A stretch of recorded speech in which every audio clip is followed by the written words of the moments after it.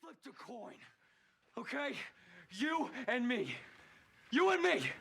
Coin flip is sacred. Y'all ready for a show today, baby?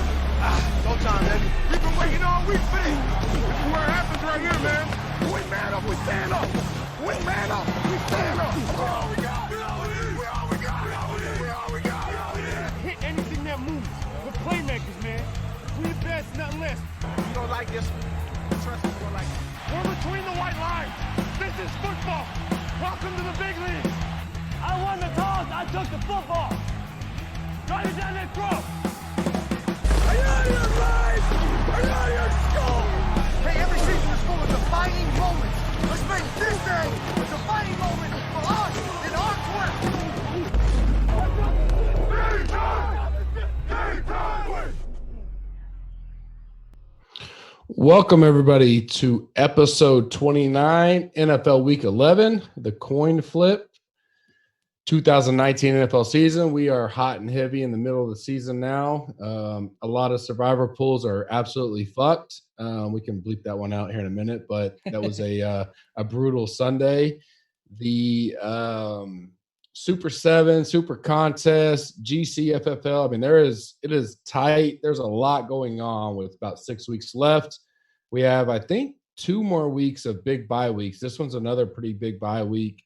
So a lot of waiver wire deal, a lot going on in the NFL season. And then there's also that fatigue factor. We mentioned it on the golf a little earlier that some guys are like done. They're checked out. They're like 3-8 in their or 3-7 in their season long. Their survivor ended week 6 and they've lost all their bankroll because they're not a GC member, which most of our guys are, hopefully, if you're following. And they're dead to rights. So they're already looking at other stuff, NBA, whatever. But I think the core is still alive and kicking. Week 11, another 3 or 4 weeks from now, it'll be a little bit less. But the next 3 weeks are pretty important in most aspects, whether it be you got King of the Beach week 1 this week. We'll get our comments from my partner in crime, Tambo. You got, unlike last year, I think the finals is next week. We'll confirm that with Tambo in a second. You got college football World Series or World Championships coming up. You got season long NFL is probably, you got 3 weeks left, most of them before playoffs. So a lot going on at this time of the year. College football playoffs talk is picking up. All kinds of scenarios still out there. Nothing's yet to be decided. My Sooners, who were up 21 in the fourth, decided to barely win the game on a 2-point conversion interception. Play 2 hours north of me in Waco this weekend. So it's a great time of the year.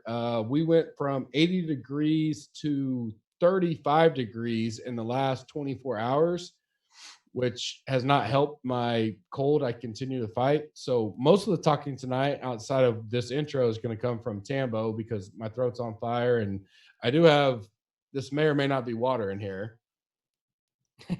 But I can tell you it's probably not water, but it's going to keep me going through the pod. I still got a ton of golf lines to build, but I'm excited. I don't know why. I just feel good about this week overall. I don't know if it's because I know Tambo's going to ship the King of the Beach this week and make it to the finals. And hell, I may fly down to Miami just to hang out with him and make sure he makes his tee time with Baroff and whoever this year. But without further ado, my partner as always at Toe Tag and Tambo on Twitter. Tambo, how are you doing tonight?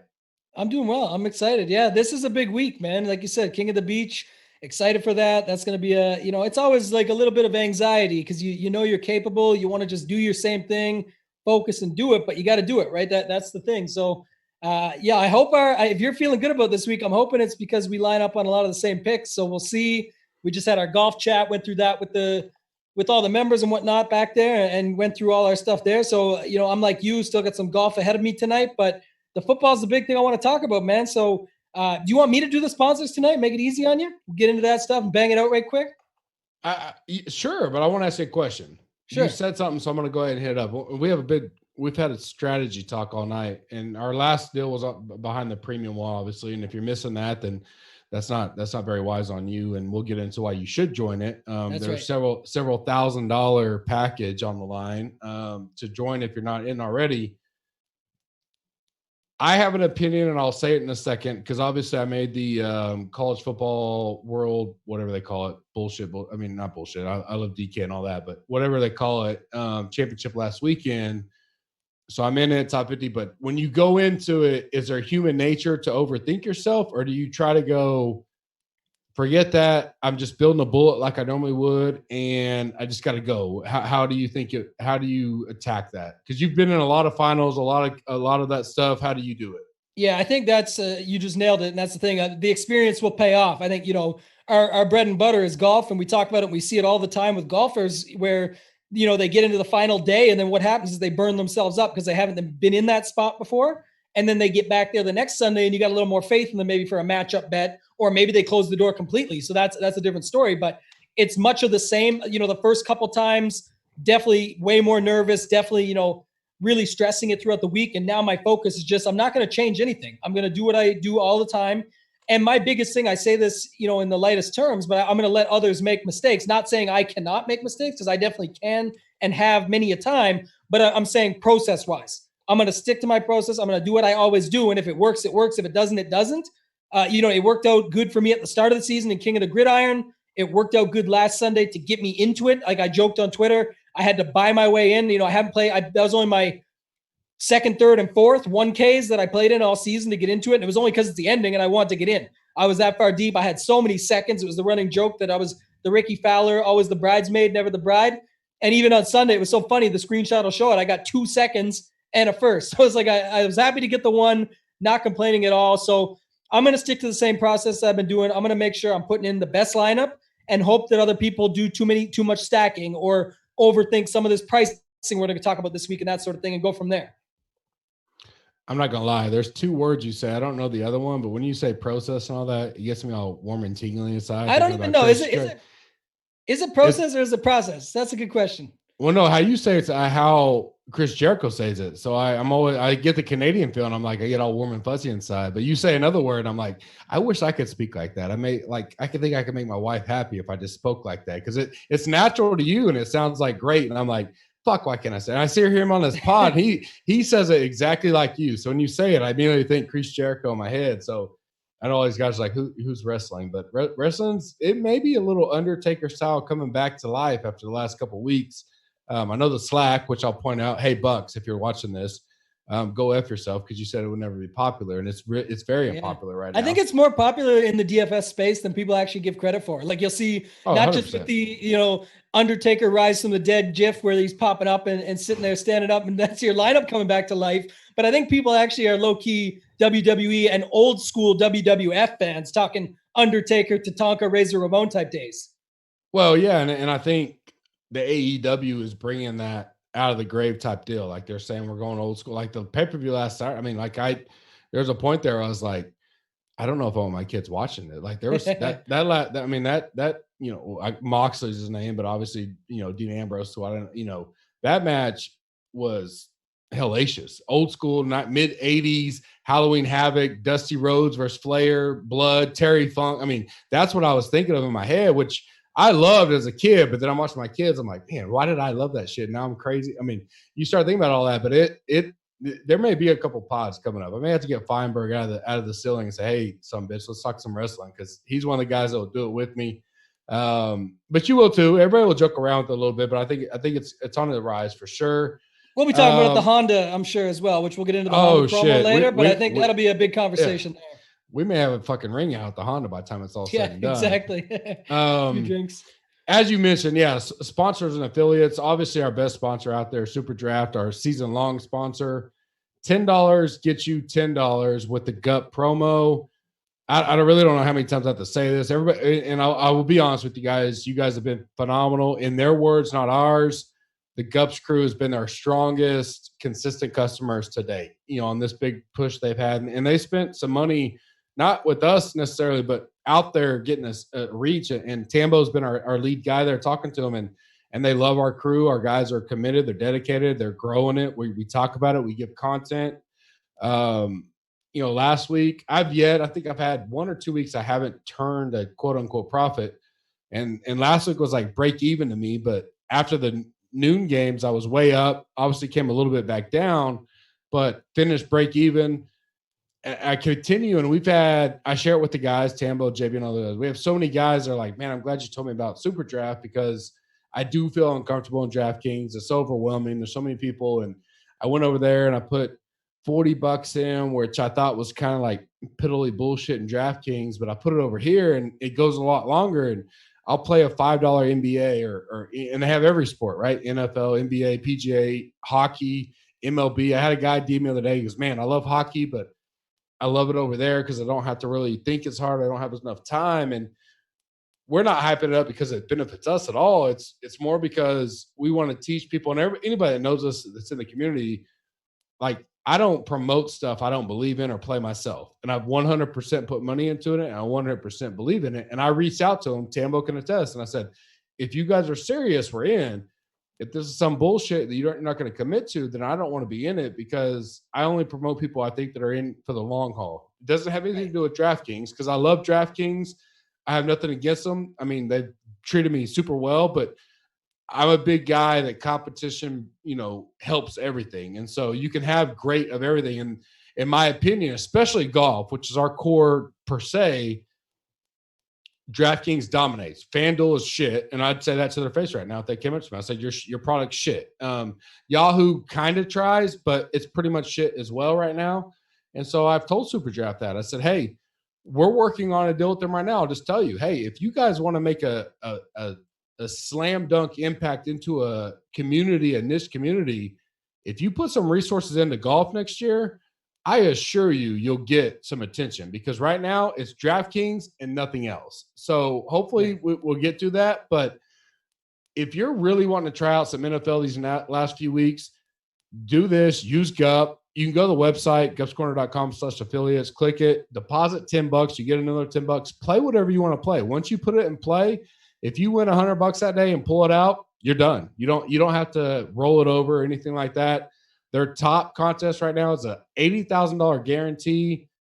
Tambo, you can correct me if I'm wrong, but I know when I finished my lineups at 11:30 Central Time, so 30 minutes before kickoff, there was still probably $800 to $1,000 entries left. There's always that's the thing right now. So there's a lot of overlay. Like I said, we can go on and on for, about it. But the point is that it's just something different. It's hard to not profit. I find, honestly, it's not a brag, because you're only getting, even myself, I only play like $100 on there. I'll put 5 lineups for $20 just as an added bonus, just to have something in there. And it's just 1 or 2 of them profit or get into the cash, and you're likely almost at profit, if not above. If 3 of them cash, even more. And if one of them does well, then who knows, you could be well on your way to a big score, 10 grand or something. So 8 grand, whatever the top is, this time around. So I guess that's a big thing. But to Gup's point, and that's what we're really trying to drive home, is that the more we drive it as Gup's Corner members and jump it in there together, the more they're willing to push golf, which is, what we're selling them on, is we want to grow with them, not for them or with, or against some type deal against the other, providers so much. We want them to be a provider that can take out someone like a FanDuel. Nothing against FanDuel. It's just, if you want to have a better golf product or more selection,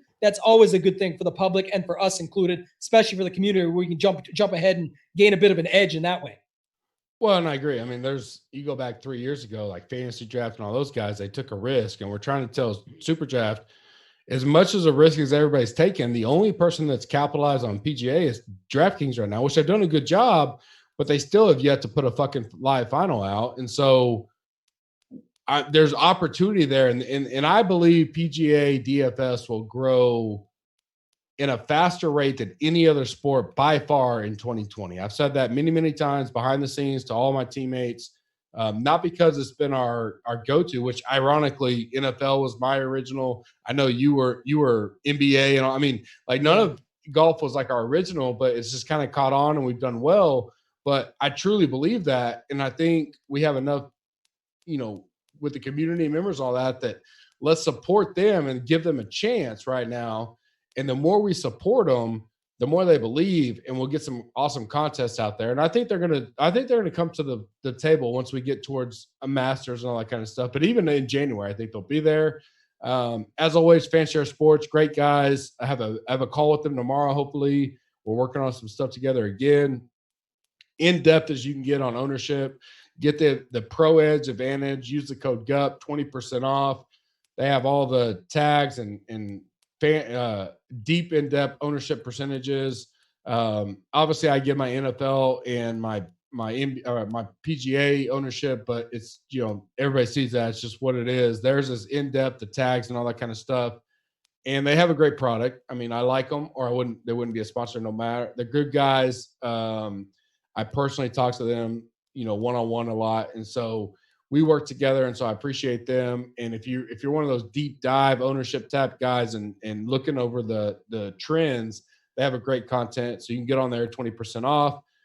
Pro Football Focus is, if you're just a down hard, geek nerd type NFL guy, which I am. So I've been a member for them for a while and finally got to work with them on being a sponsor of ours. But right now they're doing $50 off for Elite, $10 off for the monthly Elite, $50 is the annual.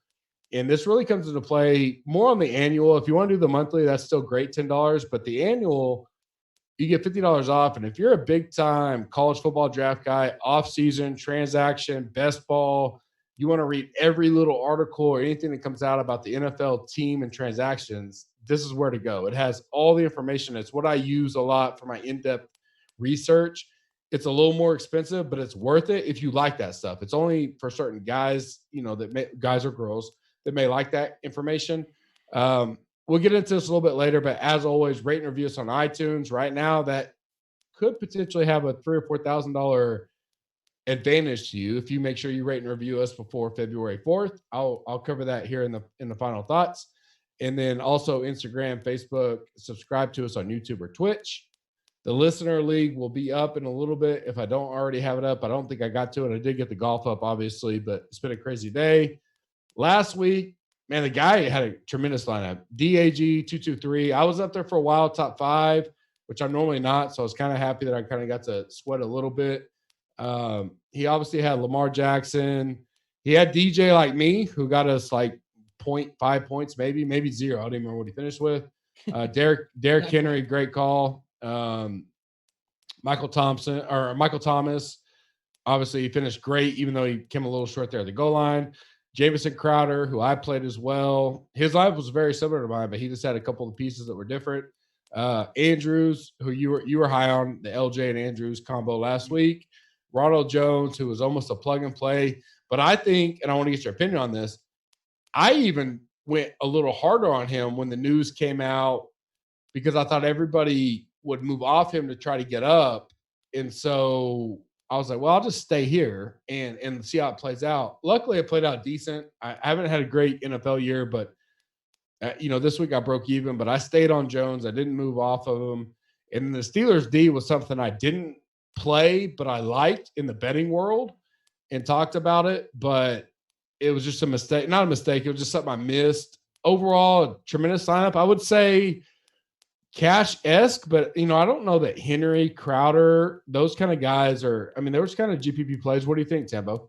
No, it's like more of a hybrid, what I would call a hybrid, where it can work in cash because it's a good PPR lineup, right? If you look at – besides maybe Henry, but we knew him. You and I talked about it directly on the podcast last week that he can make a touchdown happen that is equal to 6 catches. You know what I mean? So that's the kind of the idea. And obviously any running back could make, can score a touchdown and make one happen. But I'm saying he's just more likely to. The matchup was there. Everything sensed that it was going to go that way. It's actually a lot of the picks that we talked about on the pod and liked. I had the LJ to Mark Andrews. We talked about the Henry.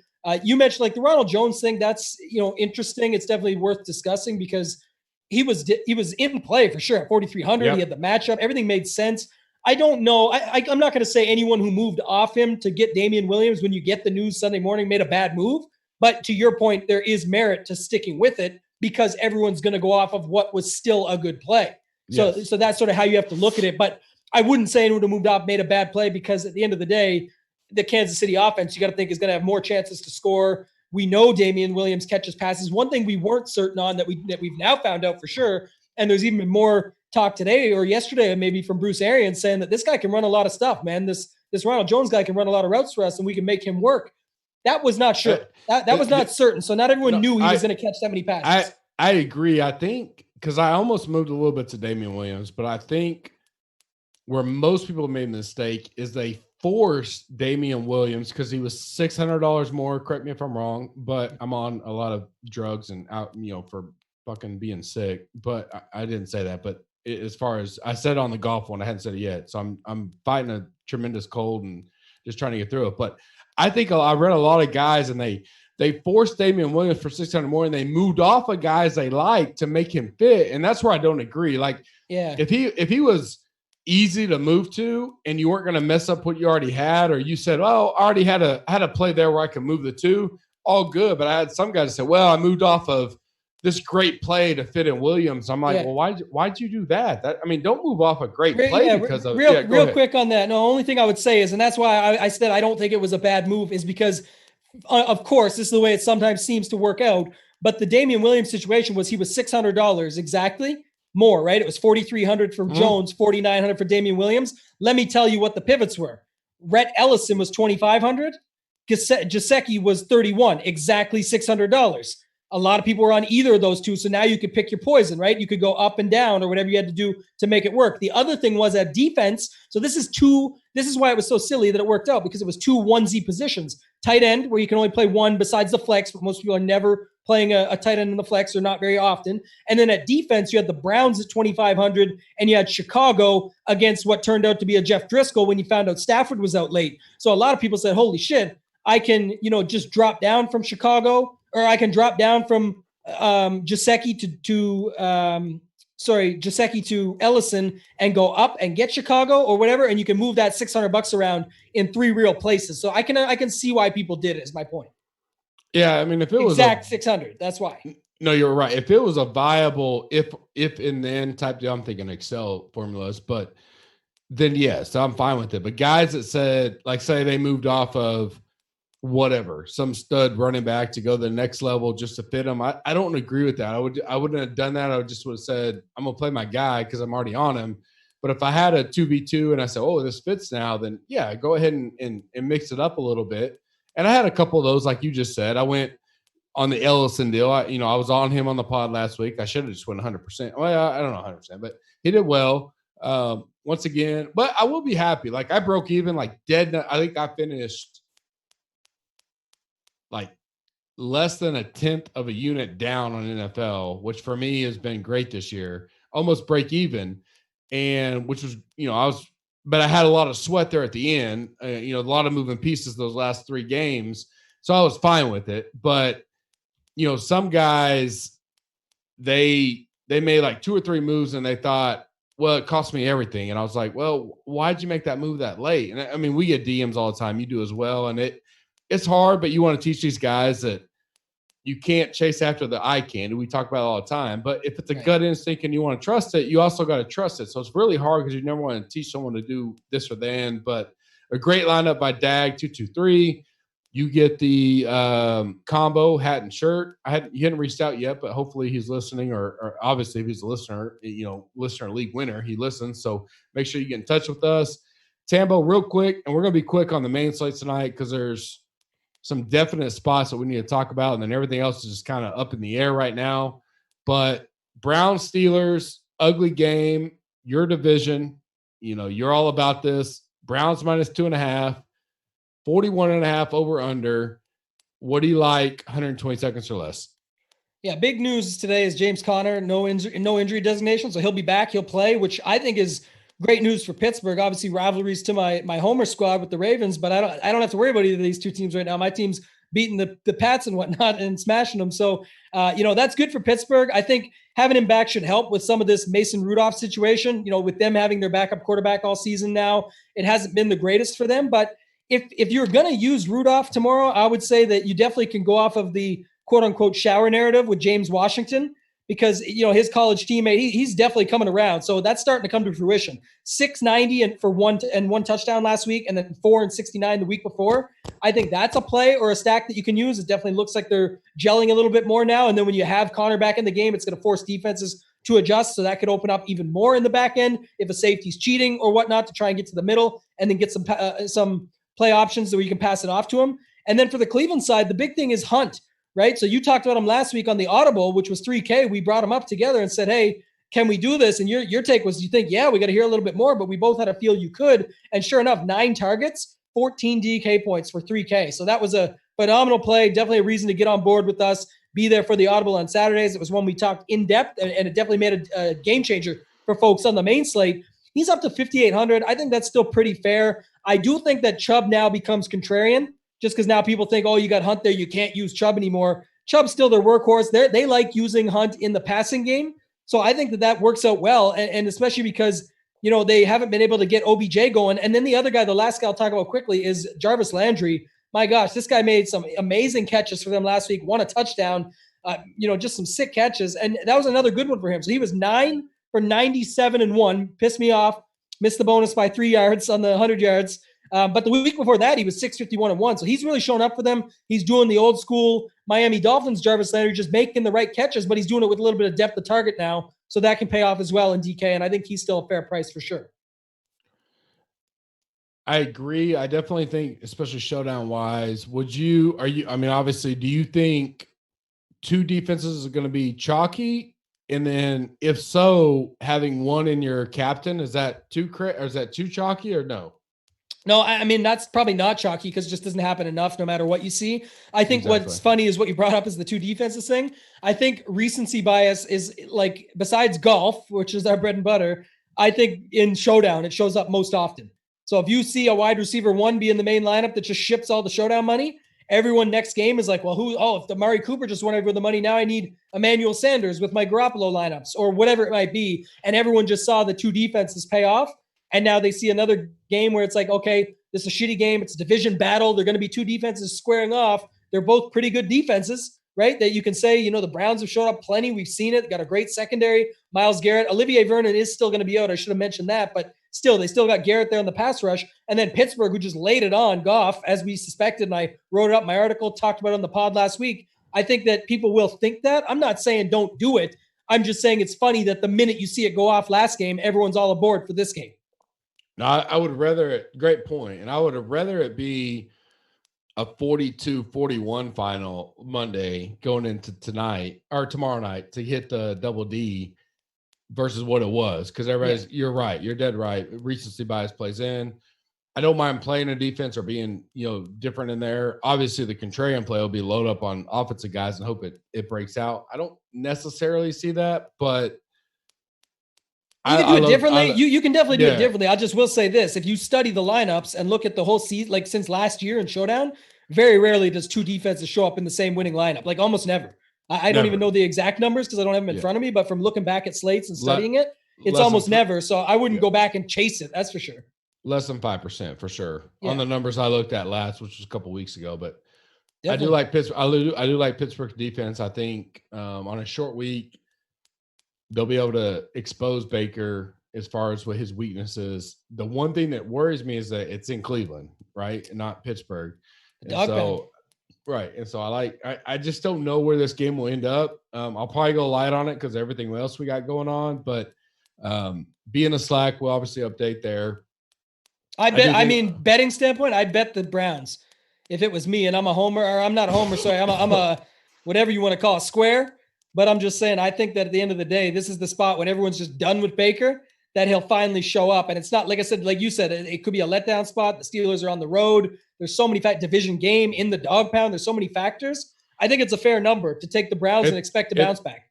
It's a tough spot which my expertise is betting. So I look at that. I trust you. It's a tough spot in the sense that typically you would say the Browns won and covered. So guys that were on it, which was the popular play, which I had the Bills +3. I had it in the Super Contest. I had it in Super 7. So it pushed, fuck yourself, Browns. But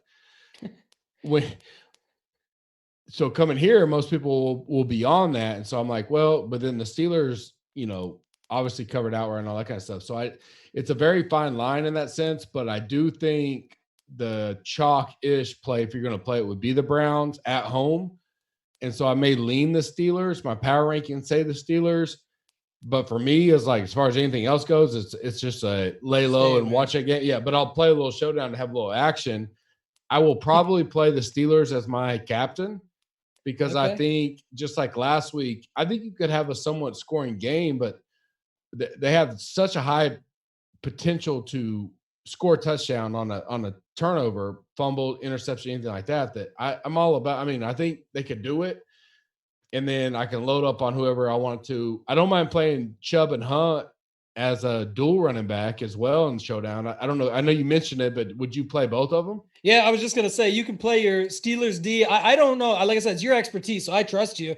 I just feel like seeing the Steelers win that game against a team like the Rams, that it makes people go crazy for that. Now I believe the Steelers are an underdog, are they not? I thought it was like a 3-point favorite. So now you're getting you can get them and they don't even have to win, right? They just have to cover, and people are thinking like that. And so for me, I'll put the Browns as a captain with both running backs, or one of those running backs as a captain with the Browns D, and see if this team can show up. And maybe there's some miscombobulation with Connor coming back. I think it should help them, like I said, but if it doesn't, that's a way to be contrarian in your showdown line. That's when you need the absolute nuts out of 300,000 people, or whatever it is. Yeah, no, and I think there's opportunities there for sure. I think it's an intriguing slate, and I'll probably have some action on it because I do think that. I think there's some options you can take advantage of. Obviously, that's not why most people are here, although we have got some pretty good comments on the Thursday night deal that we included. We're here for the Sunday main slate. Another short game slate in a sense because of the bye weeks. The playbook, we do every position. We go light on quarterback, tight end, and then defense. We only do play and value because we really don't have like fade defense type category. Right. Tambo, kick us off with quarterbacks, your play, fade, and value for the week. Yeah, my play is going to be Drew Brees. I mean, we'll talk about Michael Thomas, $9,900 in a minute, but if anything, I mean, it's looking pretty tough for me to be able to fit a Michael Thomas at almost $10,000 into my lineup. And for floor, I love it. Ceiling is still there, but I feel like it's a tough spot for him to bust out, 50 fantasy points. I know it's the best matchup to do it, and it could happen, but I think I'd like to get my exposure through a guy like Brees because he's affordable. He's at the quarterback price. The thing that I don't get about the pricing is they don't adjust quarterback, right? They do. I get that they physically adjust prices. What I mean is, if you look at someone like Lamar Jackson, he's adjusted up for sure, but I mean, he's still less than $8,000, and he basically averages as much as CMC. I know it's a different position. I'm just saying he's averaging the points that CMC does. So technically, is he your best value rather than getting CMC at running back when there's other values you can take? I mean, it's a discussion to have, but I guess that's my point. So I like Brees. I think he's $6,900. That's a fair price. My fade is going to be Watson, Deshaun. No homer. I mean, that's against the Ravens. I get it. But to me, with the other guys that are there, and it's just not the spot against my defense, I do worry a little bit about the Ravens letdown coming on. I guess I thought it could happen last week with the Bengals, but nobody can really let down against the Bengals. They're just so bad that, even the Raiders, who we'll talk a lot about this week, get something like a 29 or 29.5 point team total against that team when they're at home. So, they couldn't really have the letdown last week. It was almost impossible, but I could see it here. So that scares me a little bit, but it doesn't necessarily mean that if the Ravens lose, it's going to be because Deshaun Watson goes off or anything. So I'm not really on him. And then the value is going to be way off the board, and it's really hinges on one thing. But if Stafford is ruled out, Driscoll is $4,600. He actually had himself a little game last week. Wasn't too bad. And now it gets a little bit better spot, a pace up spot maybe against the Cowboys. Cowboys are on the road. The game script should play out perfectly. I can see a spot. We'll talk about Zeke in a minute, but where Zeke just comes out hot, scores a touchdown right away. They want to get him rolling. They paid him the money. They need to get his game going after last week, and they get him popping off. And then you got Driscoll coming back the other way at 4,600. He rushed a little. I think he had 5 rushes for 37 yards, 19 DK points. I mean, $4,600. He really opens up a lot. And you could even play him naked, because there's lots of guys he could use between Hawkinson, Golladay, Jones, all the squad, but they really don't have a running game. We've talked about this enough. So I think him, and he's fine at 4,600. What about you? No, I mean, yeah, I agree with most. I don't know how you can go off of Lamar right now. With the way he's rushing, I know the matchup probably seems pretty easy as well, but like you said last week, and I'll be honest, I wasn't on him, and then you kind of, listening to you, I was like, yeah, I guess if they are up, which they did crush them, right? And he wound up, yeah, the reason why they did it. He did it in 3 quarters again. Like we said, there was really no downside last week to him. There was 0. Yeah. And my only opinion there will be that, okay, well, maybe most people will say, well, at that price, that it's just not worth it no more. And I'm like, to your point, I think you said it to kick off the pod, was they're not really upgrading that position like they are quarterback, wide receiver. Running back, wide receiver, or whatever. So I'm like, what was he last week? 7,300? Maybe 73. Yeah, that's what he was. 73. Yeah. So for $400 more bucks, and I get him against a defense that I know is vulnerable at home. He's at home now, so yeah. I'm gonna go back to Lamar. I don't mind playing him. My fade is Jimmy G. I didn't like him last week, which, he played okay, but obviously they lost. But he's back home against the Cardinals. I think the Cardinals defense is improving week by week. Not great, but I don't want to spend 6,700 for Jimmy G right now. I think obviously they lost. There'll be a little bit of not turmoil by any means. They're looking solid, and I've been on them the whole year. I bet them preseason, and the Crew's going to take advantage of that, and the Vikings bet that we had. But I don't want to spend up for a Jimmy G. I just don't see a game against Arizona, especially if I think people are going to go after him. I'll fade him at $6,700, and I'll go elsewhere. My value is I'm going to go back to I love Kyle Allen. I mean, it's $5,300 against the Falcons. Atlanta looked good. They surprised the world. They obviously killed, I don't know, JB can probably tell us, at least I know another pool that I'm in, they killed 80% of the field, maybe 90% of what was left in the survivor pool. Like everybody was on the Saints, including myself. I had the Saints.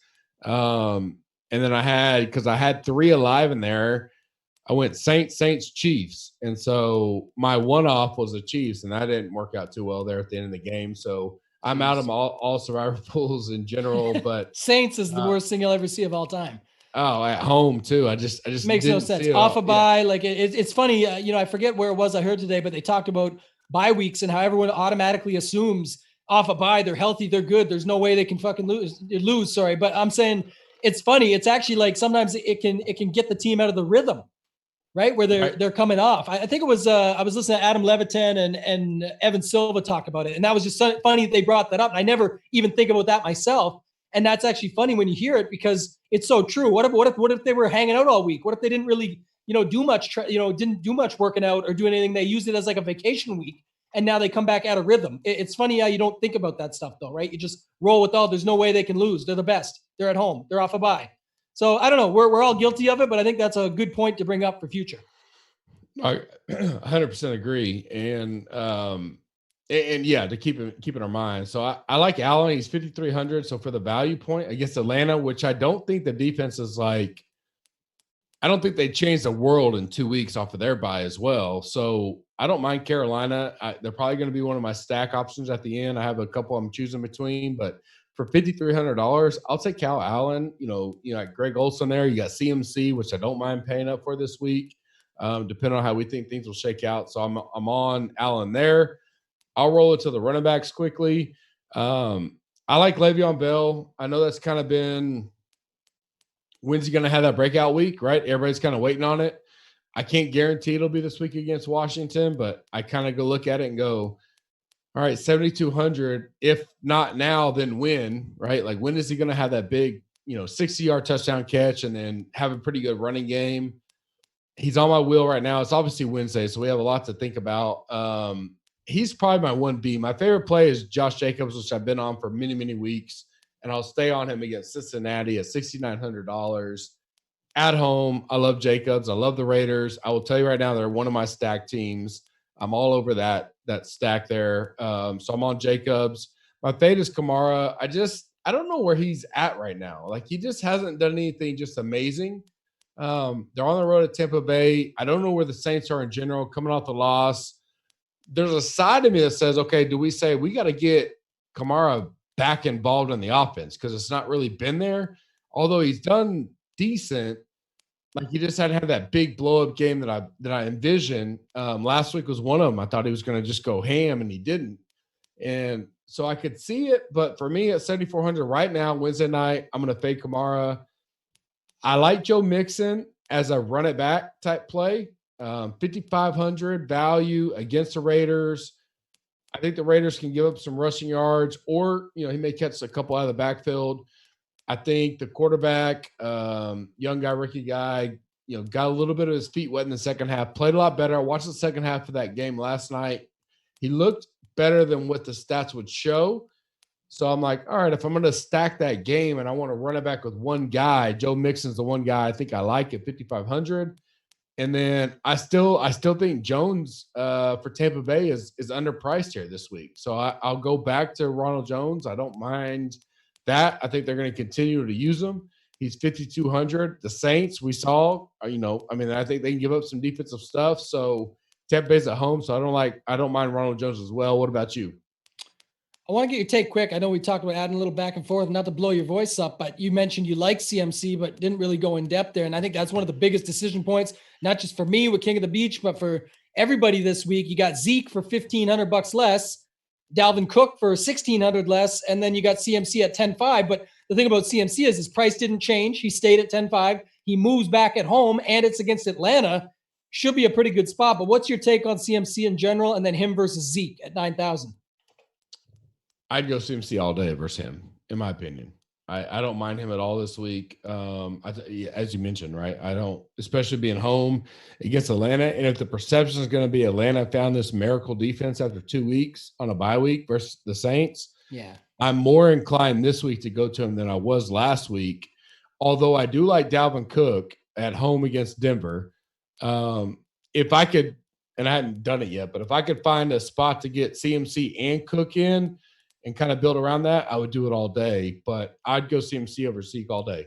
See, I think Zeke is the play in the sense of what everyone's going to go to, and what I like as well, and I'll go through it in a second. But I think Cook is one of the best GPP plays for that reason. Like you said, instead of being on the road, he's at home, still gets a pretty good matchup himself. He just gets all the carries. He gets all the love. The only time that he really cedes his carries to Madison or any of those guys is when they're up, and he's already done the damage. So goal line stuff, all that. I do hate that a little bit with him that he could, be the guy that runs it to the 1 yard line and then falls, and then they got to sub him out and bring in Madison. But if you're hoping for that stuff, it's just not the right game. It just is what it is. That can happen. I like Zeke though. I think the $1,500 less, you got to love that. You mentioned liking Kyle Allen, and we'll get to wide receivers, and I know you're going to talk about some too since you mentioned the stack. But it's odd to me that, like, how do they all go off? I mean, you got Moore, Samuel, Olsen, everyone. Is CMC going to pay off 10.5, or is this the spot he fails? I don't know. So I'm not there yet. But the thing about Zeke is, like I said, I mentioned a little bit on it earlier. They get this matchup against Dallas. He's coming off a bad game. We know where they're going with him. He's got the carries. He's got 4 straight games of 20+ carries. They paid him the money instead of, Dak or Cooper, and we'll see if they end up paying them too, or how they're going to work this all out there. But I think they go back to him. I think they get riding him early, and I think that there's a chance that, everyone's going to be off it a little bit because they saw Montgomery last week not get the job done. But like you said, I think Atlanta defense isn't a thing, so I think CMC is a good spot. So he's my other play there. And then Jacobs, you already mentioned, is just too cheap. It's funny, on DK, Jacobs is 6.9K, and he's 8K on FanDuel. So, I mean, he's definitely in a smash spot. Like I said, their team total is just too good at home. Great matchup. We just saw what Lamar and the Ravens did to them. So I think Jacobs is good chalk. He'll be popular, but I think he's good chalk, quote unquote. My fade was going to be Kamara like you, but my 1B was Ingram. Just people are still paying for him. I will say this. It's not like he had the same ownership as, a few weeks ago, but I think what's happening, and I've learned now, it's pretty simple, is people are getting cute and trying to leverage Lamar. That's all it is. They're saying, okay, everyone thinks Lamar is going to run in 3 touchdowns. We're going to leverage that and go to Ingram. And it's insane because last week Ingram was 7,100. Lamar was 73. And I know they're different positions, but my point is, like, how can you not just pay for him there and figure out a different situation at running back? Because Lamar is too good of a play. So not going to be on Ingram. Couple values. One is Miles Sanders off, here I go. I'm guilty of it myself. I even wrote it in my notes, off a bye week. But the big thing for that is that with Philadelphia, they lost Deshaun Jackson again. And when they didn't have Deshaun Jackson, 2 of those 3 weeks before, when they didn't have him, they used Sanders a ton out of the backfield, and he had 18 and 22 DK points in 2 out of those 3 weeks. So I think that even last game with Deshaun Jackson, he had 10 points in there still. And now with him gone again, I think people naturally think Ertz, but we talked about this in the past on the pod that, they're going to go back to that 12 personnel with 2 tight ends with Goddard, and they're going to go with Ertz on the side. And, what does New England do? New England locks down number 1. So I think they're going to be on Ertz. And then I think you're going to have Miles Sanders get open. He's only like $4,100 or something. So really like him. And then my other guy I like, and you didn't mention him, is Brian Hill for Atlanta. The other way, that's another reason why I'm not as high on CMC as of right now, because I see them sort of cannibalizing each other's game plan. But we just saw Jones from Green Bay go for 3 touchdowns against Carolina. Their D has not been good against running backs. Brian Hill was a preseason special. He's pretty solid, $4,800. He's dialed in for me as a play. He works out of the passing game, so sort of game script independent in a sense that even if they're down to Carolina, which I expect they will be, he can still get a lot of those. He can almost be like the 4K Samuels a couple weeks ago, where he's just getting pass after pass after pass, or even use Ronald Jones last week as an example. All those passes, they add up when a guy's just $4,800. So I definitely like him for value as well.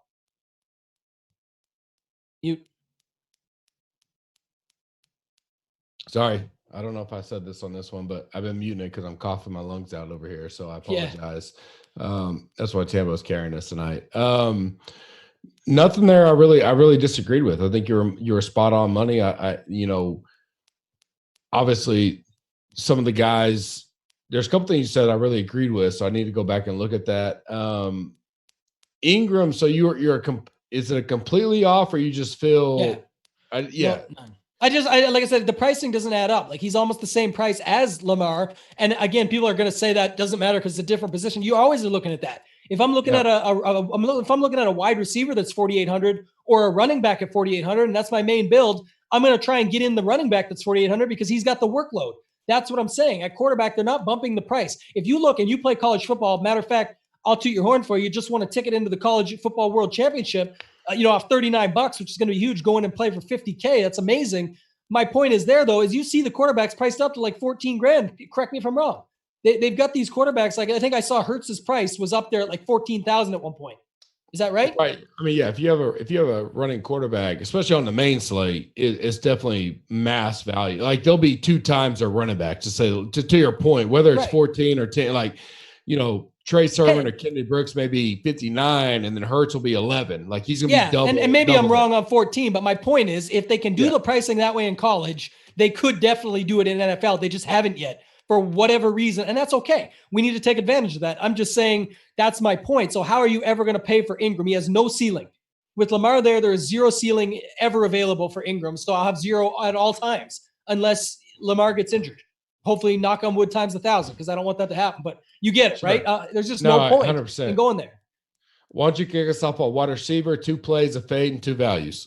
Yeah, so here's the thing. I mean, you can tell probably by my tone already, and I'm not saying I definitely don't build my lineup anywhere near this time of the week, but I guess my point is this. I think here's the deal, and I wanted to use my Warren Buffett pricing. I called Michael Thomas the Warren Buffett pricing. I use this quote all the time. He talks about be greedy when others are fearful. Very rich pricing, $9,900 for Michael Thomas, but it's only $600. The whole world already says, in all the podcasts and all the articles you see early in the week, there's no way you can pay for Michael Thomas at $9,900 because you can get CMC at the other position. Back to my whole point of this pod that's turned into a theme, that you can get CMC for $600 more. So people use it when they talk about this situation all the time. But my thing is that, I kind of want to go after it, right, in tournaments, because I like Drew Brees, who I talked about. I don't think people want to put him with Michael Thomas. He probably won't be able to make my main build just looking at how the builds shake out. But in GPPs, and I'm talking large field tournaments, I do want to get Thomas in there because I don't think people will be able to get there in their mindset. And what if he does have a 35-point day and CMC has an 18-point day? That makes a massive difference in your overall lineup construction when you moved it to the wide receiver position. Means you paid down at running backs that are now higher point per dollar or even higher raw scoring than CMC. So I definitely will use him in some, over using like a CMC in those lineups, and even sometimes in the flex, not using necessarily him as the flex, but where people would have CMC as one of their running backs when they're typically using 3 running backs on DraftKings. I'll use wide receiver in the flex, which means I've got Michael Thomas in there as my big dog. Speaking of CMC in Carolina, my other play, and you're going to talk about these guys, but I like DJ Moore as a good mid-tier value. I think, the thing about him is not a lot of touchdowns, but he does have 5 straight games with 8 or more targets. Atlanta obviously gets killed in the pass game. No Desmond Trufant. They haven't had him. Curtis Samuel's obviously a fine pivot on the same squad, which again, if those 2 are going to be good and Olsen's going to be good in all of them, how do we get to CMC? I don't know. And maybe that ends up being contrarian. Maybe there's value that comes out later in the week that allows us to fit everybody that we want. But I think you can play both of them. I think you can play Kyle Allen with them. And I just think the price is more fair on Moore. So no pun intended. I do think it is better. Moore at $5,900. I like both his floor and his upside. My fade is pretty simple. Even if Thielen's going to be sat again, like it looks like he will, I don't really like having Diggs at that price against Chris Harris Jr. in that Denver. Really, the only thing they're going for them is Chris Harris Jr. in that secondary, and Diggs just hasn't been doing anything. So yes, he can pop off at any time, but if you're going to look for that reason only, I need more sample size. I need something from him. He hasn't done it. Value-wise, pretty easy too this week. I think, for me anyway, a couple guys. First off, I don't have a choice. I guess I'll give you one because it's gun to my head, but Ted Ginn and or Traquan Smith, those are the guys that you can put in behind or even with Michael Thomas to cheapen or lessen the cost, I should say, not cheapen, poor English, the cost of that stack, because those guys are like $4,100 for Ginn, $3,800 for Smith. Not many targets for either last week, but I think against Tampa here, they get right. Fast track for these guys is, Ginn and Smith can both take off. Smith actually got popped on one, dropped his helmet right off and hung on to the ball. And I think that Breeze could maybe reward him a little bit for that sort of stuff and putting himself out there. So if I had to pick one, I'll go Traquan the Chef. And then my other value that I absolutely love as of right now anyway is Deebo Samuel. 4K straight, possibly no Kittle. Interesting news. We get it, while we're recording the golf stuff. Shanahan said something. I guess he said it wrong. It wasn't that Kittle's out for sure is what the original tweet said. He came back and corrected himself and said, no, he's going to have to prepare like Kittle's out. So it is still a question mark. He's reversed on his words. But if Kittle's out and there's possibly no Emmanuel Sanders after his injury there in the primetime game, Bourne and Goodwin both had big drops. Bourne a big one at the end of the game that would have been huge for them. And they ended up eventually losing, which no one had that pegged after seeing how the game started.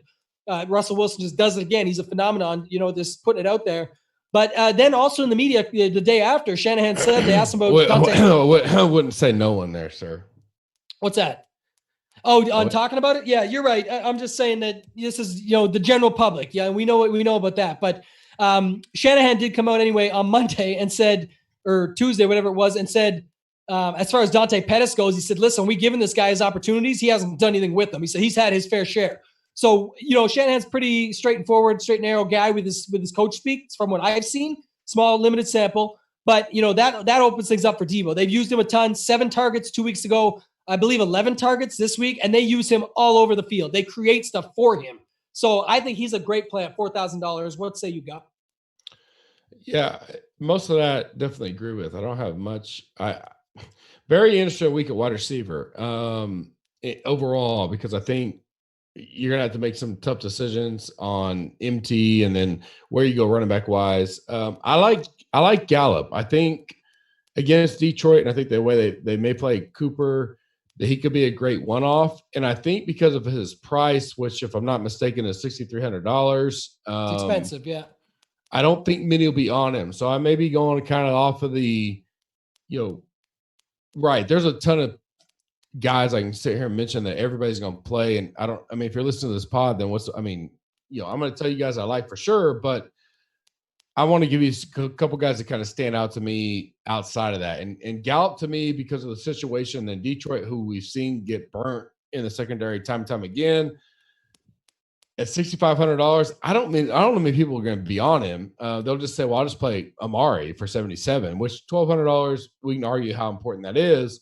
And so I think he could be a really good play this week. And so he's on my list. Godwin, I don't mind going back to at New Orleans. They're at home, 7,300. Similar, he's going to be around Evans, Edelman, Julio, those kind of guys. Amari, like I just mentioned. If he's going to be low owned, I should probably say whoever I think will be low owned between Evans and Godwin, I'll probably play because I like the situation for them. I wasn't as high on New Orleans as most, just from watching film and tape and all that. I don't think they're garbage by any means. I'm not going to write them off after losing to the Falcons at home, but I think there are spots in their D and offense that can be taken advantage of. It'll be real interesting. I think this week means a lot to New Orleans. If they come out and lay another egg at home, or they're on the road this week, but if they lay another egg, get blown out, or even lose to Tampa Bay, I think a lot of people that thought they were one of the best 4 teams in the NFL a week and a half ago will be like, wait a second, did we overrate this team? I don't think you'll get the controversy. I think you play Drew Brees any day of the week that you have him over Bridgewater. And I love Bridgewater. I have nothing against him, but I think you got to play. I don't think it's Brees that's doing it. I just don't know how good they are overall because of the schedule they played early, yada, yada.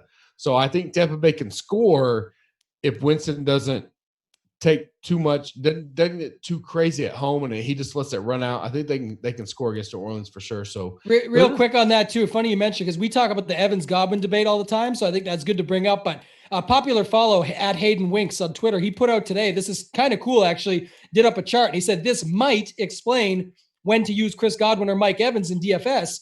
And what he found out in the 10 weeks so far is that they're using Evans on all the targets when they're trailing. Right. So they're throwing it up and playing deep ball with Evans when they're trailing. And when they're up, they're just peppering Godwin to move those short targets, move the chains, keep it rolling, keep them off the field, all that sort of stuff. So it is interesting to have 10 weeks data, and it's never we never get enough data in football in the sense of, is this really true or not? But it has been the case so far for 10 weeks. So I thought that was interesting to throw that out there. It was a cool follow and cool to see on Twitter that people are doing this data check. And then my fade was Michael Thomas. And then in quotations, which you can't see, I put maybe. If I put a true sir rating today, what do you think his ownership will be more or less than 15%? That or less. You've got the number pegged for a good over under for a book, but I think under. I think I would take under. Yeah. I think I see something like 12. I think what happens is it's really like 5 to 8 right now, reality. But what happens is, we always say, will people click the button? This is the reverse. People will hear that 5 to 8 and say, oh, but like what I'm kind of saying, if everyone's really not going to do it, I'm going to do it. And it's for good reason. This is a good receiver. This is a guy with a minimum floor of 15, ceiling of who knows what. But he just doesn't cross 40, right? Yet he hasn't. This would be the matchup to do it, though. So I don't know, right? Do they put on a show this week and he goes for 11, 180, and 3? Then he blows up. He blows up the whole thing. So that could happen. No, it's a real thing. I'm going to kumbaya you by Sunday and tell you to play him in your King of the Beach, because I think most guys will say, I don't want to take that risk. And I think forget the dollars. And this is what I preach in golf. Yeah. You're saying it. And if he's 7,900 this week, you play him all day. So because he goes up 2,000, everybody goes, I think it's a smash spot, and I may play him, which sounds weird now that I'm going fade, but I wanted to get your opinion on it. That's why I put it in there. Yeah. Because I felt if everybody was going to be on, but at Tampa Bay, coming off a loss, like if they smashed Atlanta last week, I wouldn't be as fired up, but I think they come out, piss and vinegar, they're ready to fucking go, and 9,900, no one may be on them. And so my gut says if no one's on them, I'm playing them. I'm all in. Like that's me. And that's why I said that. Like honestly, I'll use them there for sure. And in my MME builds, he'll be way, way overweight, and I'll just go on him because I think, like you said, you've seen Breeze do it before in the past where he just shows up pissed and he just goes for 5 touchdowns. And that's why I said my thing about that is, like I said, I'm not, discussing my King of the Beach lineup because I don't even build it yet. But I'm saying I think the overall build and where I'll let others make mistakes is right now, I think it's hard to get him in and have a solid build across the board. There's not enough value I see yet. That will change. Last week, there was ways to fit in Lamar. My best lineup got to Lamar, CMC, and Michael Thomas when people were trying to fit 2 of them. And I got there, and that's what ended up getting me into King of the Beach. So, that one didn't. That one came in second. But if I had been in that one, it just happened to be in the wrong spot. But luckily, I still got in that one. But my point was, it was my highest scoring lineup as single bullet in those 3 mains. It just came up short to another guy. But my point is, when the value opens up, you can get there. I like, as of right now, having Drew Brees to get a piece of that if that happens, whereas most people probably won't even have him. They'll go down to other quarterbacks that are cheaper or go up to Lamar. Well, and I would rather play, this is the way I think about things, which may be right, wrong, or indifferent. I don't have a strong opinion on the NFL. I would rather go to Gallup and MT, which is an $8,200 average, than go to Cooper against Detroit and someone else, however you want to figure it, running back, wide receiver, doesn't matter, and fade MT, who's going to be less than 10%. If he's higher than 15%, then he's my fade of the week. But it's early in the week, so it's tough. If you're telling me, which I respect your opinion more than anybody on the NFL, that you don't think he is going to be that, well, then now I'm going down to like a Cooper or something like that, or Emmanuel Sanders is an easy fade at 7,200, especially if he's hurt, type of deal, and saying I'll fade those guys and I'll pay up for Michael Thomas all day in that scenario because of some of the value I like. I changed one because of who you were on, but my first one, I don't think you mentioned, I love Sanu. I think on the road, I think this is week 3, I believe, with Brady and Sanu together. I think this could be that week where Brady goes, all right, it's time to get you in the ball game. Let's get you ready for the playoffs. And at $5,100, I think you could see like an 8-catch, 110 yards, touchdown type deal for him. And at $5,100, I love it. I'm going to be all on him. I don't know if he's going to be talked about all. Go ahead. He's a spot that I wanted to bring up, actually. I'm glad you did. I forgot about this, but so I argued this with somebody today, and my point was that, they traded a second rounder for him. So like you said, they want to get him in the game, and they did before, they're on up. They're coming off a bye. Forget that whole spiel. It's not the theme of the pod, but my thinking is this. They got him in the game involved against Baltimore. He had 11 targets, right? He had a great game. Yep. But they were also down. The argument the other person made with me was that, yeah, but that's a totally different game script. They were way down in the game. Of course he needs all the targets. What's your thoughts on that now? Because you look at them against Philly, it's definitely a pass funnel. They should be able to toss on them, but then you've got James White, you've got Edelman, you've got Dorsett on the outside, you've got other guys that they can be passing to. Do they need, Ben Watson's getting into the mix now. They like having their tight end going. Was it a product of being down so much to Baltimore? Or No. is he just a great play because he's a great play? I don't know. That's what I'm wondering. I personally, and I watched a lot of film, but not a ton. I think you nailed the nail on the head per se. Was Brady? They spent a second round pick. Brady likes to get those guys their game and get them involved, feel comfortable. And I think it's just, obviously it's a hunch and there's a gut there that I don't think it was because they were down. It was to an extent. If everybody thinks that, then great. That's all. I'll play him even more. But I think Brady's gonna say, all right, I need to get this kid his game. He needs to have that 8, 9, 10 catch game, maybe 2 touchdowns, 100+ yards. And at Philly, who we know, obviously they've gotten a little better with some injury improvement, but not great. They're coming off the loss. Brady's probably pissed. I think he could have a monster game. Obviously, Edelman could still too. I could play them both. I don't mind playing them both. And Brady's not, too far off my radar, but I love him at $5,100. Yeah, and he played all the snaps too. Sanu played all the snaps. He's 2,500 less than Edelman on the same field for the same amount of time with the same quarterback in the same matchups. Yeah, essentially, right? The short pass game is all his game. And narrative on the side too is a couple things. One, this is a joke, but Brady did text him and say, yeah, you can have your number because Sanu's number 12. Imagine Brady giving up number 12. But that's how much he wanted him, I guess. And then the more in-depth media says that they asked Brady and involved Brady in the decision, and he chose Sanu over Emmanuel Sanders, and because he thought he was a better fit. So, like you said, getting the guy going, having him as his guy, quote unquote, I think it's a real thing. And 5,100 is more than fair for Sanu this week, in my opinion. 100%. I love Debo as well, even though I kind of was off earlier, but too cheap. I thought too cheap, but probably just because of the stack potential. Once you said Debo, I like Renfro still. I liked him last week against Cincinnati, 4,000. I'll probably play Debo first, but if you thought Debo's going to get some steam by the time we get to Saturday night, he's going to be cooking. He's going to be fucking. He'll be hot as hell by then. I'll tell you. I still like Renfro as another option. They're the exact same price. Debo is the one I've written down, but since Tambo's saying him, I did want to throw another one out there. Yeah. I'll lead off tight end real quick because I know everybody's wanting to finish up these games and basketball sweat and everything.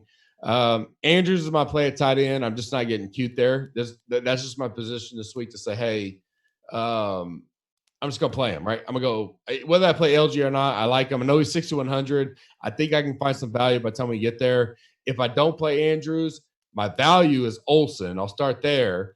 Played him last week. He panned out. Now they're playing Atlanta, divisional game. They need to win. They're on the hunt for playoffs. Kyle Allen likes him. Atlanta sucks in the secondary for the most part. $3,900. He's $2,200 cheaper than Andrews. If you're going to go that route, I love Olsen. I'll apologize again for my voice because I'm almost out of my voice being done for the night with being sick and shit.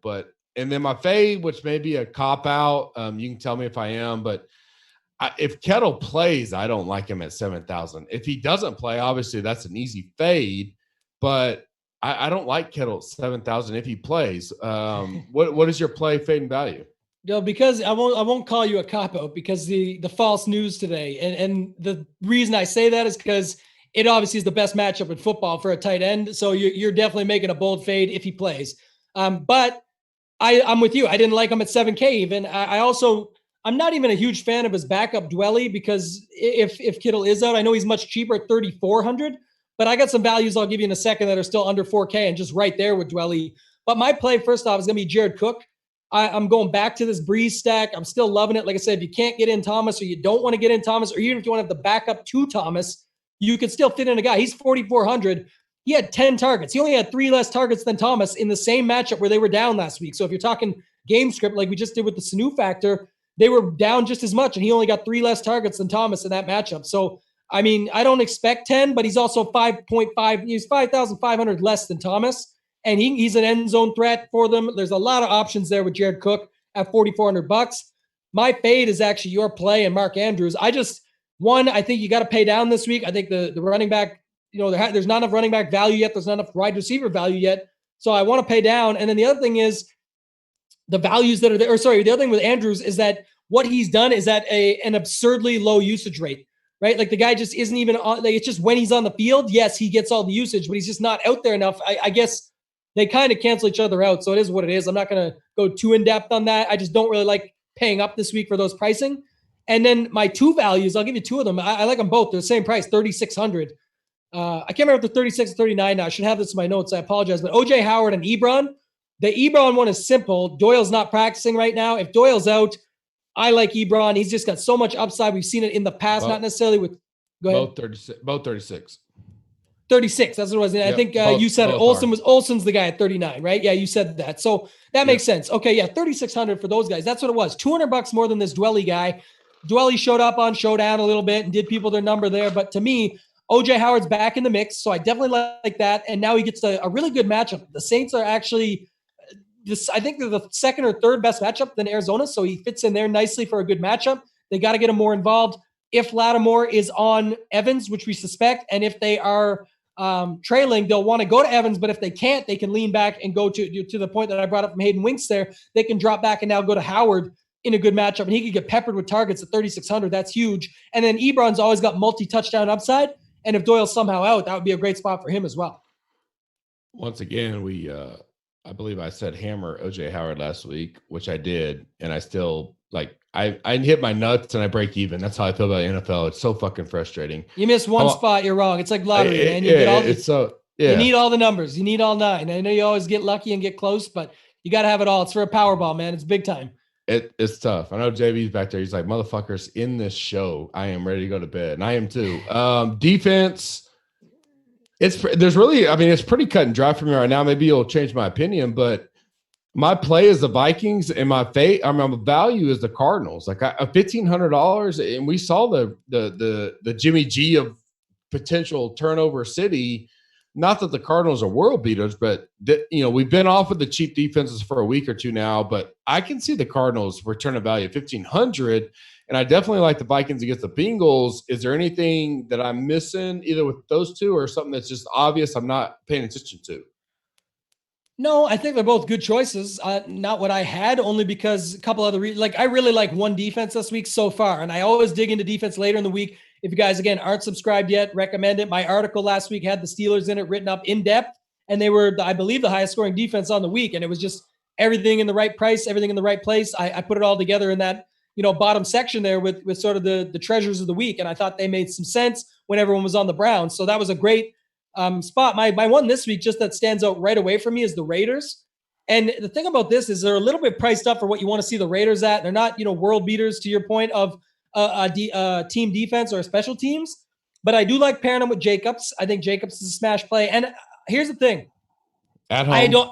At home, for sure. Love that. I mean, the Cincinnati matchup, we've talked about it already. Beat up on Finley of these guys. It's no problem. But I just don't see, Vegas knows way more than we do, and you know that. And how the hell does this Raiders team have almost a 30-point team total?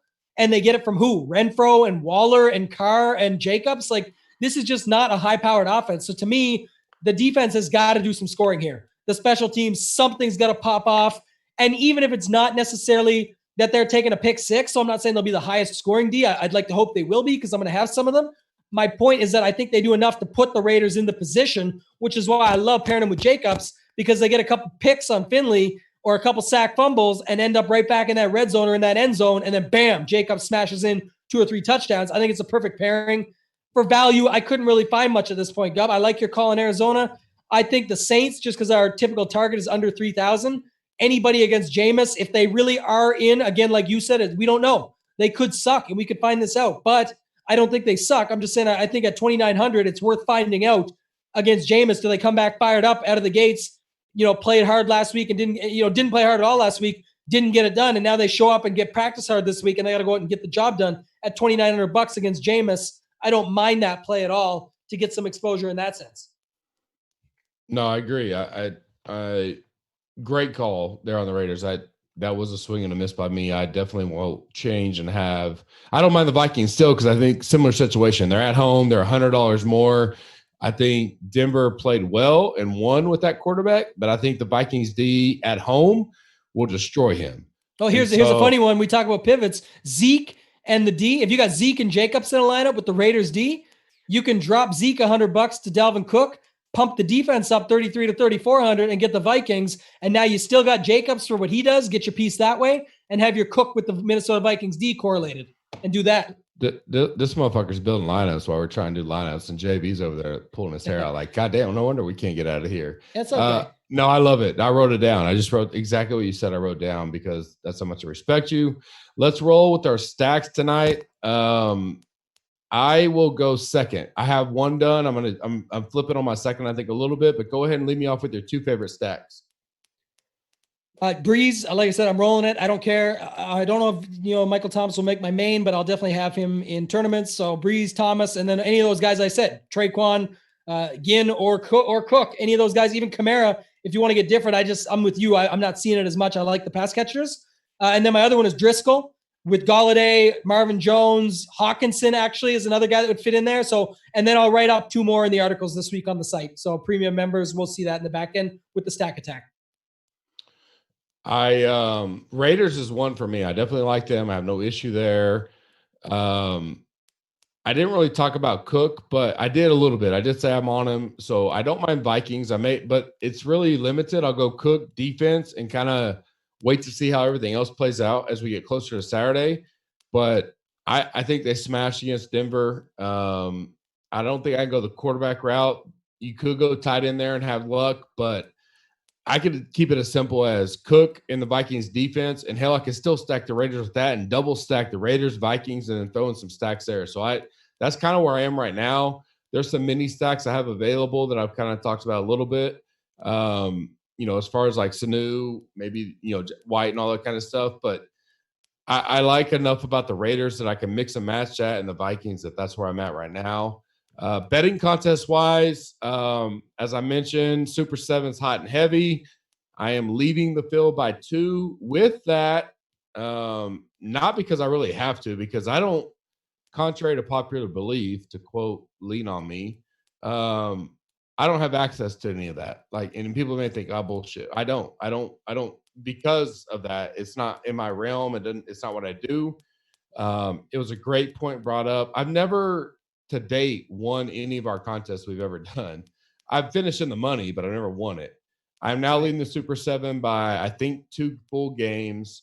So unless I'm like driving or with my family or at church or something, which I hope people would respect, as close to noon Eastern, 1 o'clock Eastern as I can get, I will now post my Super7 picks immediately.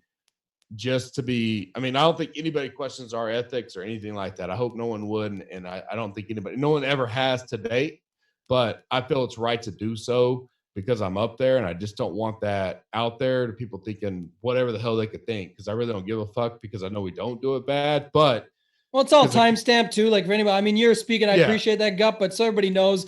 First off, and it's nothing against you either, and doing well. I hope you win the thing. But you got a long way to go too. So you haven't even it's not like you guaranteed the win already. It's all time stamped, and you're just doing an extra due diligence, which the community should appreciate, and I know they will. But it's crazy you even have to do that. If anyone thinks anything different of Gup or what he does, you're crazy. It's all legit. In GCFFL, I'm winning that. There's no inside track on that, like as of right now. So we're allowed to play in the contest. We can win the contest, but we got a long way to go. And Gup's, a gentleman to be posting that stuff for you guys as a one-off extra, because it is what it is.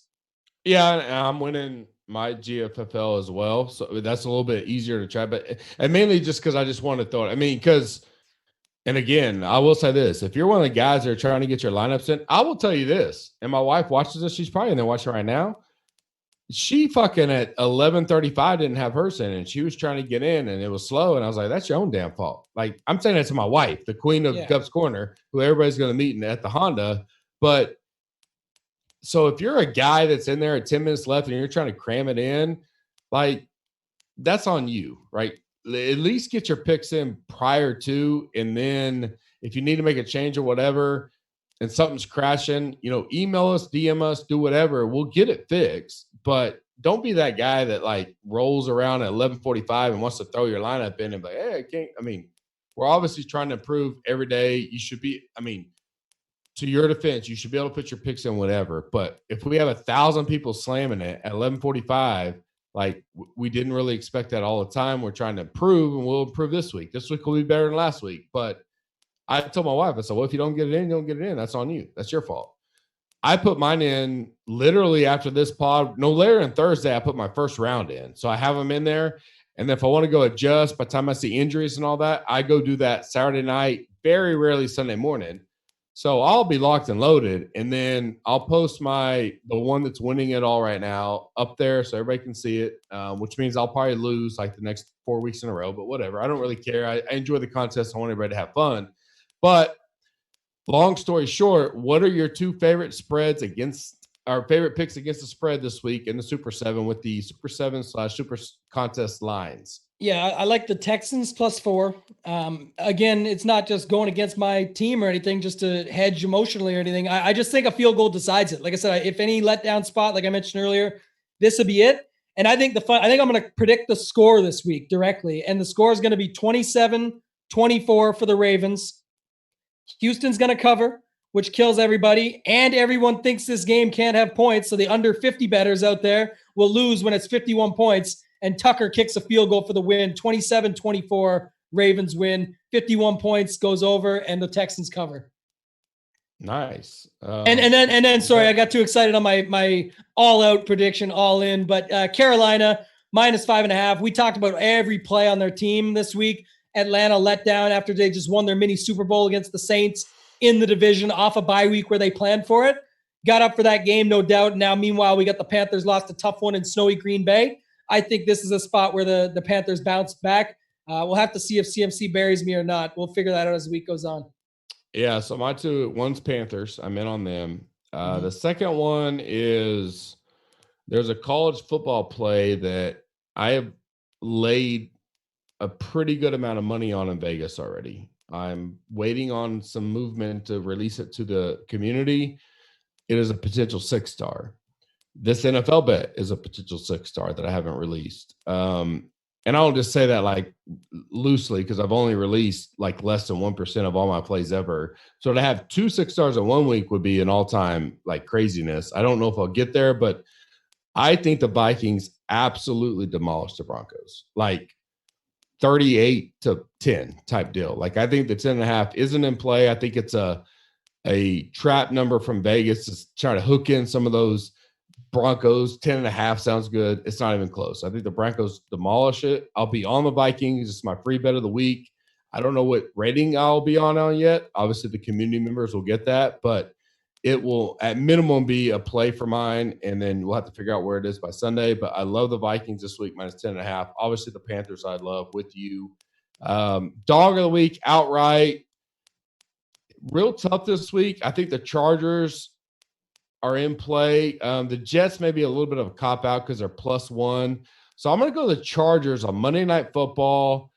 I think the Chiefs have some issues they got to figure out. Now they got to go on the road. The Chargers have life with them losing to Tennessee last week. And somehow, some way, I think they get it done. I think the Chargers may beat the Chiefs outright on Monday Night Football. What about you? I guess it's my turn for the cop-out then. You called me out. So I'm on the Jets. I had the Jets last week in the spot at home. And they won outright against the Giants. So I'm going to go back to the Jets on the road here. You mentioned it. You could see a Lev Bell game. You could see a spot where these guys can put it to him. But Dwayne Haskins and that squad, I just don't see it. So I'm on the Jets. I know it's a small number, but I don't see any of the other ones. It was really tough to pick this week. You nailed it. So no, and I love the Jets. Like just if someone said just pick one that's a true dog, which the Jets by technical definition are, that's my pick. +1, which they technically are. I think they went outright, and I'm on it. They'll probably be one of my plays for sure. I unfortunately lost my survivor pool finally. I saw the email earlier. We had 76, I think, or 66 guys left going into the week. And I think we had like 5 afterwards. I know Gup's Corner was that or worse. We won't ask JB. He's already motherfucking us behind the scenes. But yeah, it was bad all the way around. I got a little too cute in one area. I went 2 Saints and a Chief. I should have split it up 3 ways. But if I had to pick this week, because I already planned out my next 4 weeks, it was going to be the Raiders. seems pretty easy, but what about you? Raiders is obvious. I was going to say you should have saved your stuff for this week because the Raiders is probably the best spot I've ever seen. And at the end of the day, you just, no one would have used them yet. There's no reason you would have played the Raiders already. So this is just a easy week to move on with them. And you could have said that about other teams last week, but it's not the same. This is a way different spot. The Bengals are one of the worst teams of all time, maybe. So this season. So I'll say take the Raiders at home. It's just a smash spot. No, it is. And if you got them, you should. If you don't, I don't know of a week you put a play them, but yeah, I don't really know. So take that. Tambo, we're going to wrap it up. Any final thoughts? Big week this week. We got a lot going on. I know you got a lot of stress ahead of you trying to make that King of the Beach final. One lineup. I know. I hate it. When the guy that builds 150 lineups every week or more, it's down to one. I will say this. Yeah. I'll be your lifeline, like the deal or no deal. Get a lifeline. You can call good. That's my specialty. Not that I'm good, but if there's anything I'm good at, it's a one lineup deal. Who wants to be a millionaire? Phone a friend. That's what I can use you guys this week. Yeah, okay. Exactly. I might need that because that's the thing. I'm going to play it safe, like I said. So I appreciate everyone wishing me the good luck and everything. I'm going to play it like I always have. Hope for the best. If it works out, it was meant to be. If not, we'll see you next time, right? See you next year. But I'm proud of myself for getting into it. They've ran it for 4 years. I've been in it all 4.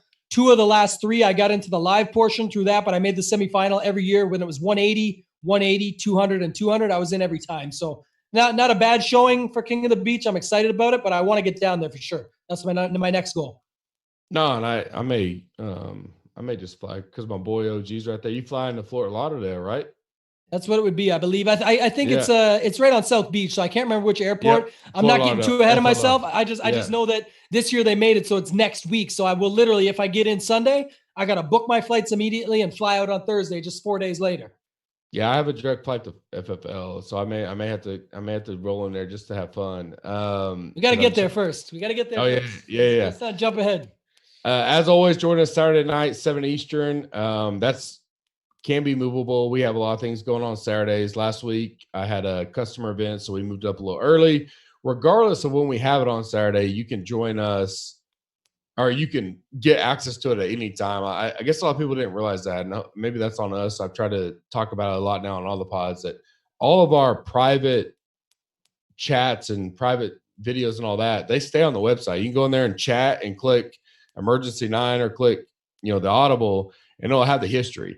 And we're going to do some specialty series, here in the winter, more towards golf, but some overall bankroll management, contest selection type stuff that'll be for our members only, and they'll be in that same spot. So it'll be Tambo and I. Maybe we get a guest or 2 coming in. But this Saturday, as of now, it'll be 7 Eastern, 6 Central. My Sooners play the undefeated Baylor right after that. So that it won't be any later than that. It won't be like this. We'll be in and out if that's the case. Yeah. Exactly. Yeah.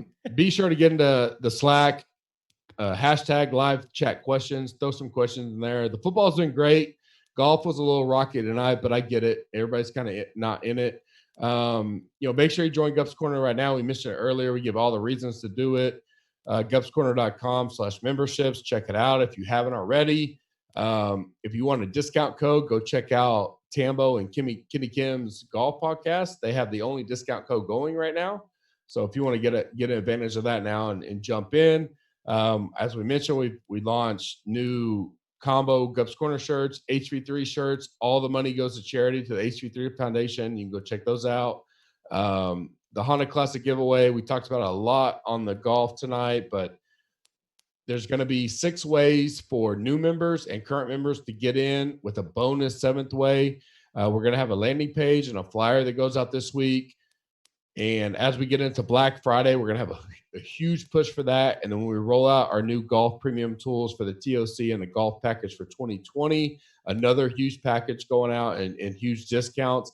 I will tell you, if you join now, the money you will save on the packages when they're announced towards the Tournament of Champions will be as equal to what you join as. I know that may not make sense, but as a member, the code and discount we're going to give to our members only for the premium golf package, that'll be the only place we give it to, and it'll be bigger than we ever announced publicly. So if you join now, go ahead and get in.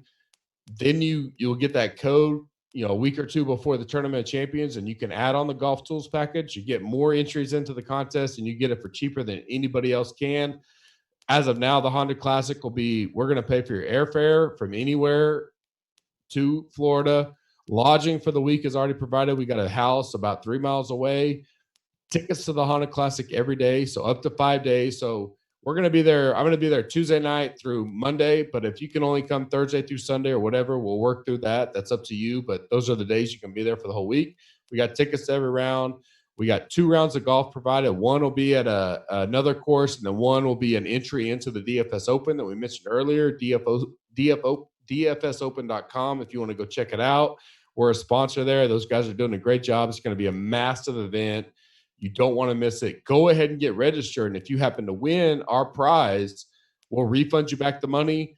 And then there'll be someone that wants to eat it up because it's going to fill up quick. I think it's already like it's almost sold out. Yeah, it's like over 60 people of 88. So yeah, it's almost full now. So go check that out if you haven't already. And then as always, we'll be back here Saturday night. And then next week, final week of golf. And then we'll start wrapping. And hopefully we're talking to Tambo about his last of 75 and the King of the Beach. And then we'll see you Saturday night, 7 o'clock Eastern time for the Audible. As always, we appreciate you and have a great week. For JB behind the mic, Tambo running for the King of the Beach, and myself, have a good week.